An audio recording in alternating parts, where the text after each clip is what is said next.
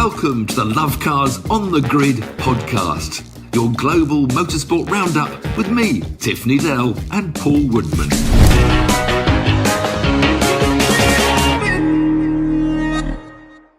Welcome to Lovecars On The Grid, your global motorsport podcast roundup. It was an exciting weekend in Monte Carlo. When's it not ever exciting in Monte Carlo? Sports cars in Daytona, we're going to be coming on to that as well.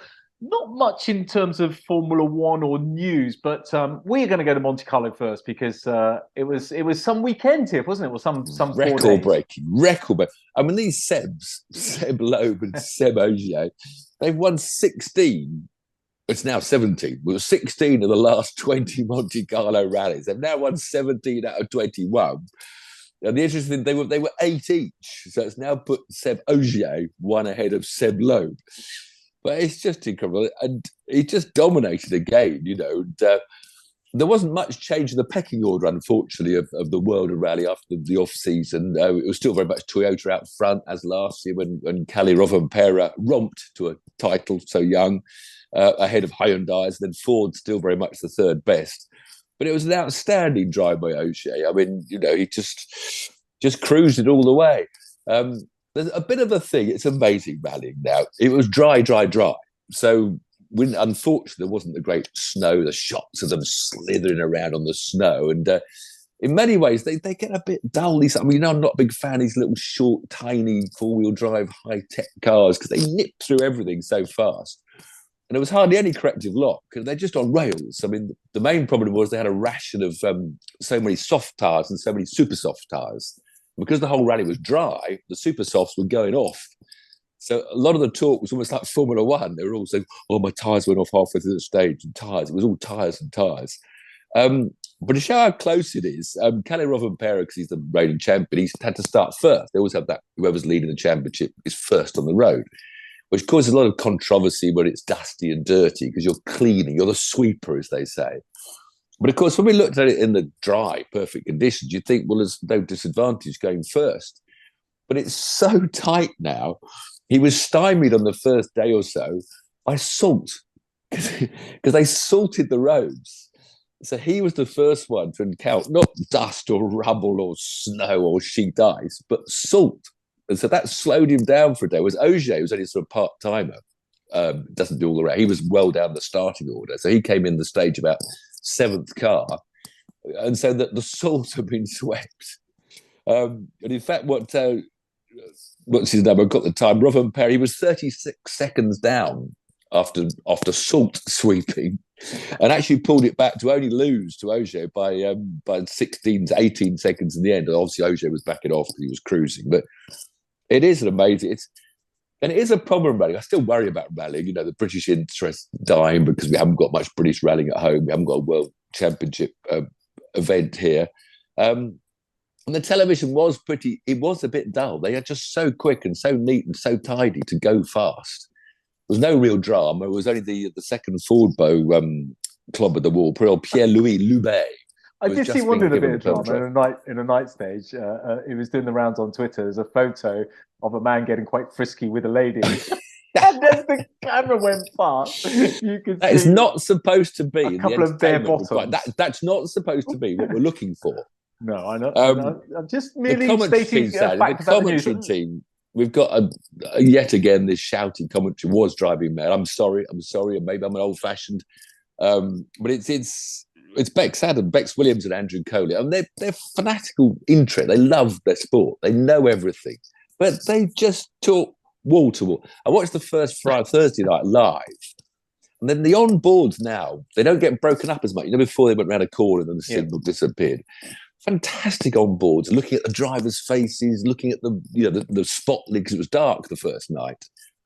And you know, I tell you, I walked away in the end because it just got. I don't mind it, but I know what you mean. Sometimes less is more. Sometimes because you want to feel the concentration, his pace notes and the pace notes. Absolutely.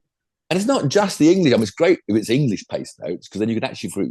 I want to be with them for like leave me for 2 minutes alone. No, Just they're not going watching to do that. screen. The producers 1 never going to do minute, that, and you for have to 30 understand. seconds. Not even a minute. Maybe you get 20 seconds if you're lucky, but you have to understand as well. It's not these brilliant commentators. It's what they're being told to do. What the producer and the director's saying. Get So it's the not. producers. They're World Rally very Championship. talented, very good producers. Someone tell them. They've just got to let it breathe occasionally, especially the English pace. Even if the foreign pace, I don't care, because you feel the atmosphere on board, you feel the concentration, you're with them in the car alone. But the pictures are so good, don't do so much talking. Yeah, but it's the directors and the producers you need to speak to. Right, Tiff, are rally drivers the best drivers in the world, bar none? Are they as good as... No. You can't compare the disciplines. It's just impossible. But we mentioned this last week. Yeah, if Loeb's or Ogiers and Hamilton's and Verstappen's, they would have to have 5 years experience in the opposition's format of motorsport. I disagree. Well, Loeb, when he got into a Le Mans car, was very good, but he wasn't as quick as regular drivers. He didn't blow away. But that was like a little bit of testing, a little bit of sim work, a little bit of testing. If he had 1 year in that car, he would be as quick as anybody in that car. So if the rally drivers went into Formula One now, the pecking order would be like Ogier, Loeb, Verstappen, Hamilton, would it? They'd blow away. They'd blow them away. But they would be pretty much Verstappen and Hamilton are completely different levels to me and anyone else out there at the moment. And Leclerc and Norris, Lando and George. Leclerc's not. And Norris and George have got a little bit of learning to do. But Lewis and Max are as good as it gets, and they all-time great. So they would. I think these guys, if they had a year in testing, they would be as good as Lando and George and Carl. Yeah, maybe a year's testing. Yeah, a year's testing. Not 5 years, Tiff. A year. Well, 5 years at a Norway. How much testing are you giving? But, are you giving 10 days, 5 days a week testing, then they'd catch up. But if it's 1 day a month, they wouldn't catch up. Okay, let's play my silly little game, because I quite like this. The other way around, if you put Lewis or Max, the mercurial talents of all time, in a rally car, they would need 10 years to even get close to these rubbish. Absolute Jim Clark was on the pace in his first rally. I mean, that was when cars were much more driver to control. They weren't so computerized in a Lotus Cortina. He was right on the page. We've had quite a few rally drivers. I can't think of a latest single-seater man to go rally. I think Derek Warwick was very impressive when he had a one-off rally. Great Britain was right up there. Martin Brundle wasn't quite so on the pace.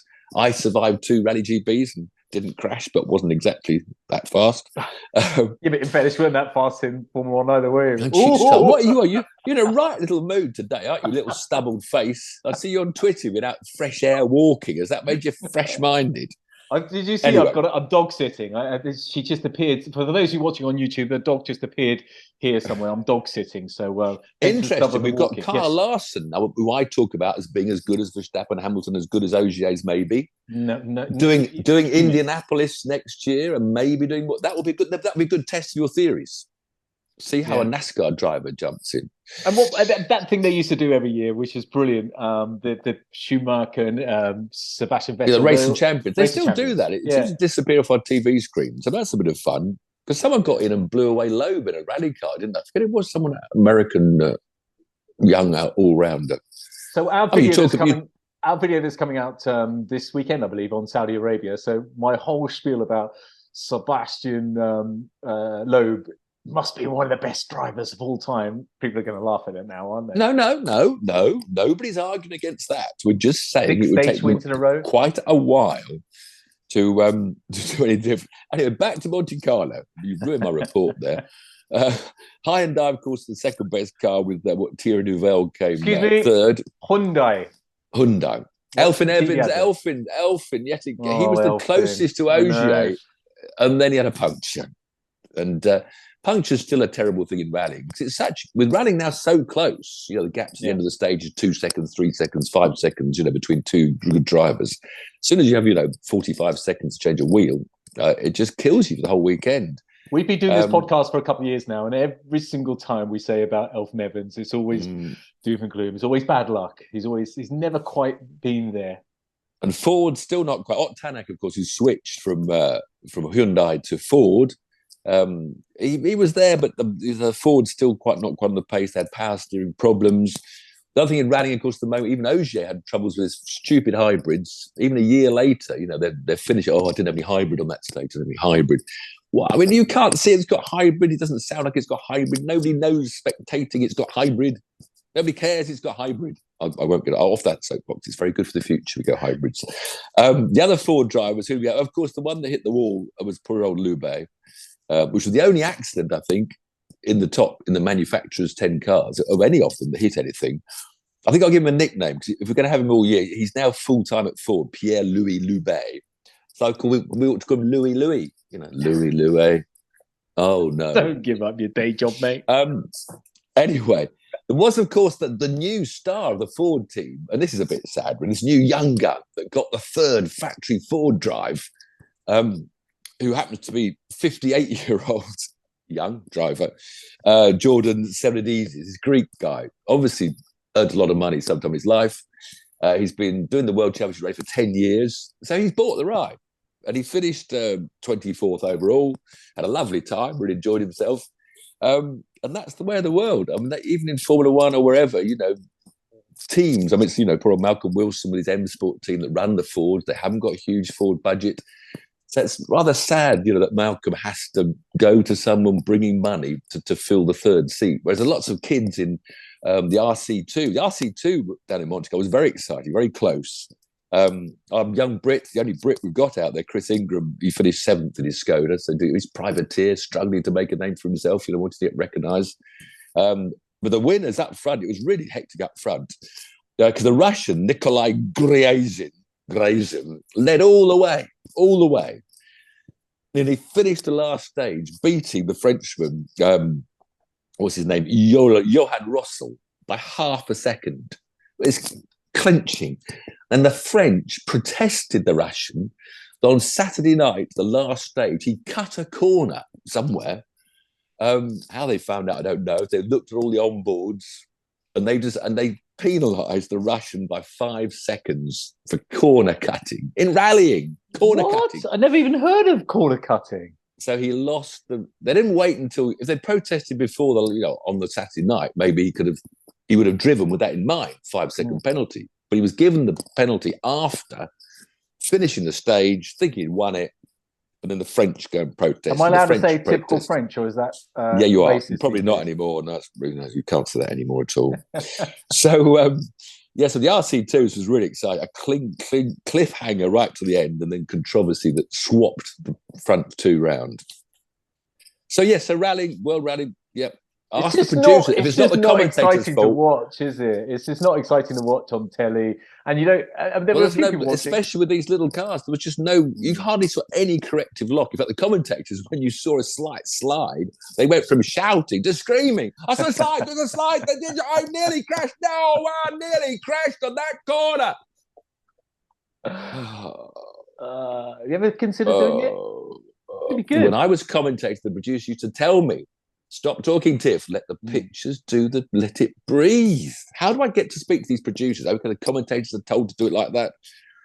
How do I get hold of who are the producers? Nobody will listen anyway. They'll just say, oh, you're just old-fashioned, Tiff. You don't know what you're talking about. I know that I had to turn the volume off so I could watch the pictures without getting annoyed. I agree, Tiff. Sometimes that intensity that you get when there's no words, and the intensity of that you see the driver and the co-driver talking and just absolutely in the zone. You see Alfred Evans, he's got leans towards the steering wheel, doesn't he? And his eyes are bulging, and it's so tense. And I'm just getting interrupted by talking about tires and something else and what they did last year and the statistics of 3 years ago. And okay, so Monte Carlo World Rally. It was a world record for Sebastian Ogier. He's beat the other Seb in number of wins. Tiff, let's get to some news now. We've got some hot news. We haven't actually. We're just kind of making up a couple of little bits of dregs. Max Verstappen. Oh, he's got a good old fan base. They're dedicating 6 whole stands to Max Verstappen throughout the 2023 Formula 1 season because he's that popular. So quite incredible, the Orange Army. You've got to give it to them. The money they must be spending. They're obviously not Paddock Club, but it's going to be. Paddock Club's now gone from 4 £1,000 per pen to £7,000 per person for 3 days. There must be at least £1,000 tickets. So if you're a family of Dutch people going around the world following the Orange Army, I mean, they're investing a lot of their own money, aren't they? Yeah, good on them. Yeah, true fact. It's good. I always love it when the orange flares. I love it. Off. Why do you Always support love him though? fans. I don't love him. Because he's Dutch. That is nothing to do with him being Dutch. No, nothing. And he's Belgian as well. He's Belgian as well. So he's got 2 countries. He's Flemish. Is that right? But no, it's just his attitude. You know. I just dislike his attitude. I know. I agree. Well, there are times when he's a phenomenal driver. Sometimes he's funny, but not very often. So new car launches, Formula One. We're going to see these incredible new cars from February the 3rd for about a week or so, when all the manufacturers come out and say, "Look at this, it's amazing." And quite frankly, they'll probably all look exactly like they did in 2023. They won't have the aero on them that they'll have on when they appear for testing. They'll have some sort of dummy noses and dummy rear wings. They'll give nothing away. But what will change is some liveries. We have this launches in the press now. They're launching the date that we'll launch. We're supposed to get excited when we get news of when they're going to launch. And sometimes they don't have the right colour scheme, do they? Turn up with a sort of launch colour scheme, which isn't the same as the racing colour scheme. That's because they haven't. That's because the ink hasn't dried on the contract with the likes of Williams. When is that testing? I've written it down somewhere. Bahrain test. I've got it down here. February the 26th. That's when I'll get interested in Formula One. I'll wait until February the 26th. But then I'll get excited. Then they all sandbag anyway. So we'll. Yeah, but at least you see cars running if they're just run. It's not. Remember last year they wouldn't let us film the first day because it was a shakedown test because they were all new cars, and so they wouldn't let the TV cameras roll in case they got embarrassed by them all breaking down. Anyway, let's move on to a new world that's much more exciting. Daytona. Yeah. The big 24-hour race coming up this coming weekend. And they had the pole position now is done on the last weekend, the week before the race. The Raw before the 24, they call it. Americans know how to promote things. The Raw before the 24. I thought it was always sort of first week or second week of February. Is it early this year, or am I just making that up? Daytona. No, I must be making it up. It's next weekend. Yeah. I know that, but I just mean generally. Feb 19th. Yeah, I don't know. It's around now. Anyway, it's now. And it's got a good commentary team. John Heinhoff and Jeremy Shaw. Are they commentary pair? It's on IMSA.com. So you have to, it's not on telly, but it's all live. I believe it should be live still on IMSA.com. Wonderful to watch. Good commentary. Who should we be looking out for? Well, Heinhoff shouts a bit, dear old, but he won't like me saying that. John knows he shouts a bit with his great Geordie accent. He upsets a few people, but I love listening to them because they know so much. They've got so much history. But the whole thing about it is this is the first half of the future of sports cars. So this is the LMDH, the Le Mans Daytona hybrids, which come the Sebring race in about a month's time will be going up against the Le Mans hybrids, which is the full-on manufactured cars coming from Toyota, Peugeot, Ferrari, Glickenhaus, and whatever. And the difference is with these Le Mans Daytona hybrids, they have to be based on one of a choice of 4 approved chassis. So you've got 4 manufacturers of the chassis, which are Multimac, a Canadian company, Dallara from Italy, Ligier from France, and who's the third one? Oreca from France. So you've got to have one of those 4 basic chassis. So the 4 Daytona hybrids that are racing Daytona 24-hour race are Porsche, which have the Multimac chassis, the Acura, which is Honda to us, which has got the Oreca chassis, and then the Cadillacs and which other ones? The Cadillacs and the BMWs are both based on Dallara chassis. So that's how they're all set up. Whereas the manufacturer, they build a whole car of a different thing. But just to confuse the sports car world slightly, when they're racing in the World Sports Car Championship, they'll be called Le Mans DHs. When they race in the American IMSA series, the Americans don't like those confusing letters. So they're going back to calling them GTPs. So when you watch the race this weekend, there'll be GTPs, which is what they always used to be in the old days of American. Anyway, these 4 manufacturers are their first head-to-head, their first proper event in the qualifying. And it was a brilliant qualifying session. I watched it live on the website. It's only had like 15 minutes. It's 15 minutes. And you just had the 9 cars on the road. Anyway, and it was Tom Blomqvist, son of the Stig, Blomqvist, the actual proper Stig, the Swedish superstar rally champion, his son Tom races under a British license, actually. He took pole position for the Acura, 0.083 seconds, less than a tenth of a second ahead of Felipe Nasr, the Belgian, the first Porsche 963. And then after the Porsche came a trio of the Cadillacs and then the two BMWs. Unfortunately, the other Porsche, Nick Tandy, had crashed in the first halfway through the qualifying session. So his times were excluded because you cause a red flag, something Formula One's talking about doing. But of course, sometimes do you think that's a good idea, by the way? Just digressing a little bit. Yeah, I think so, because it mucks everybody around. Because they don't in America, they don't extend the session. So the red flag came out, they didn't get any more time. Yeah, and literally the clock was ticking down and ticking down. And when they went green, there was literally 2.5 minutes left. So all 8 cars were out the pit lane, racing round to get to the start line before the checker had come out. So all 8 cars, the surviving 8, because of course Tandy wasn't out, he shunted at the front end quite badly. So it's brilliant, and the cars look fantastic. The BMW is one of the most stunning. It's got the proper BMW grills each side on the front, very narrow and wide.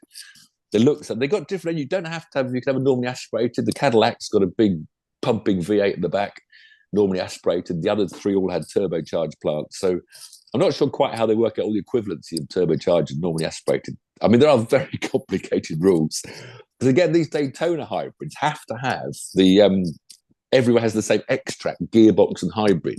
So all these 4 cars have got the same gearbox and regen system together. So they all have to have that same part. They have to have these chassis that are manufactured. So it's all very interesting how it's all going to work. But certainly it was a stunning debut in qualifying. So you've got to go watch a bit of Daytona. You can sit on your computer anytime you want. I'm sure it's going to go 24 hours with Heidi Hoff and Jeremy Shaw. And of course, there's also they've got an LMP2 category, the old LMP2, they've got an LMP3 category. They've got the GT cars, GTDs. So it's like a 65 car field. So that will keep you racing at the weekend. Good, thank you. What else is coming up next week? More single-seaters all around the world, but there was one single-seater series going on last weekend. The only one we talked about, the junior series. No, it was down at it's New Zealand. Bathurst in Australia. Oh, in Australia. It was the second weekend of the Oceanic Formula Regional Oceanic, with 3 races at Teretonga. And although the Kiwi Callum Hedge had a brilliant back of the field to the front in the wet down in New Zealand to win the reverse grid race, it was Charlie Vert, son of Alexander, Formula One superstar. He won 2 of the races to extend his championship lead. So Charlie's looking good down under. You look at these kids, we talked about, girls and boys and how to get anywhere, to be here's Charlie Wirtz, son of Alex, with all the contacts he could want. He was only 17 in December. So before he could even drive a car on the public roads, he'd already done 4 years of karting, 2 years of Formula 4. He won last year's Formula 4 UAE, which is the other series that's going on now. So he won that championship. He's now moved up into Formula Regional. He's going to do Formula Regional Europe this year. That's already his 4th season of single-seater racing, and it's a long ladder to climb, and the money they're all spending to do this. I see Sebastian Montoya, son of Gian Pablo, is coming. He's a Red Bull. He's been nominated by the Red Bull protege. So I think sometimes it helps if you have contacts with higher places. I don't think Sebastian hasn't done that much yet compared to other young drivers to justify Red Bull money. But having Juan Pablo as your dad probably helped that. I take Oliver, my son, for those of you who don't know, who's 11. I take him to a runway where we do some filming on, so he can drive a manual car.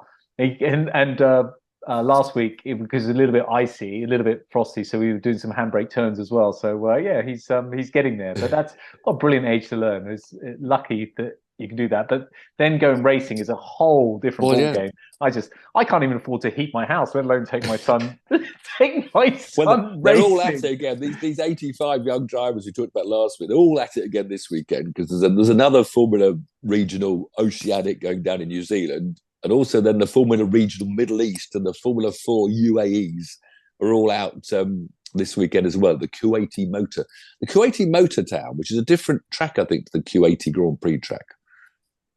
I think they were supposed to take the Grand Prix cars. I'm not sure quite what's happening with Kuwait's circuit layouts, because I thought they were going to move away from that horrendous track they had Formula One on last year.